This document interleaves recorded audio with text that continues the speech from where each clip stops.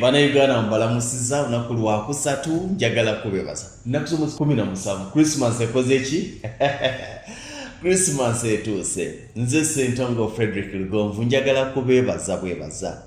Abantu betutambudde nabo mu project yaffe empya, project ezinjawulo zetubadde nazo, zetutambudde nazo, zetubaddemu wano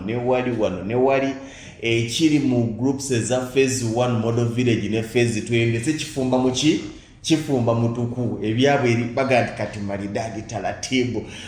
mu kaseera kano kye tuyina banji agamba nti mazeko nti omwaka natandika omwaka nga ngamba nja kuba nfunye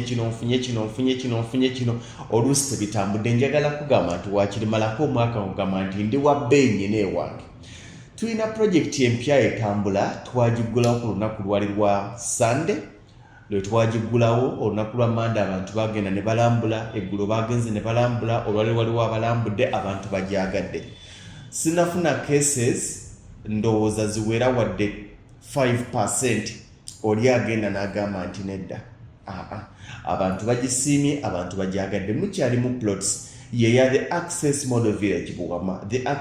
village Buwama tuli Buwama owetera ku Jalia City okuva ku main okutuuka ku estate weri waliwo kilomita 3 ye estate nga bwogiraba erina amakubo ag'enjawulo ekolebwa amakubo agagiwa ebbeetu n'omuntu okubeeramu ng'akimanyi nti buli wendi nyina ekkuba eddungi buli wendi nsobola okubeerawo obulungi ate wewantu w'osobola okuva n'ogenda mu tawuni eBuwama n'okola wewantu watakalubiriza kubanga bodaboda okuva ku kolansi okutuuka ewaka wennyini bodaboda eba ya 2,000 kwegamba nteeketeeke bulungi 50 by 100 zikyali ku bukadde 9 w'osiima w'ogula asooka okujja yatwala wayagadde 5 ku 10 ziri ku bukadde 9 osobola okutandika n'obukadde 4.5 balance n'omusasula oluvannyuma ate nkutegeeza nti balance ojja kutandika okumusasula mwaka gujja nga January aweddeko January yenna ngenda mukuwa ogula kati tofuna pressure tukimanyi tugenda mu nnaku nkulu togenda kulaba ku simu ya office togenda kulaba ku ki ojja kuddamu okusasula balance mwaka gujja in fact ojja kuddamu okusasula balance mu mwezi gwa 2 eyo ye offer gye mbawadde December yenna mwewe January yenna mwewe ojja kuddamu okusasula balance mu mwezi gwa 2 omwaka ogujja 2026 kitegeeza nkuwadde ne ka holiday osobola otandika n'obukadde 4.5 bukadde 5 bukadde 6 zolina okuva ku bukadde 4.5 okudda waggulu osobola okutandika. Plots zino za byapa ziri futi 5 ku 10 ziwera bulungi zetadde kyalo kiramba amazzi weegali amasannyalaze gakyaliko ka distance naye nga ekitundu abantu bazimbye of which nti kasitotandika okulaba ebintu ng'ebyo tuddamu okulaba gabeera amasannyalaze amazzi kasita gatuuka mu kitundu manya nti n'amasannyalaze ebyo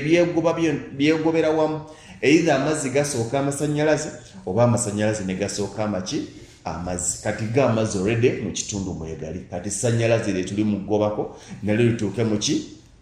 lituuke mu kitundu ye access model village esimu yaffe eri 0700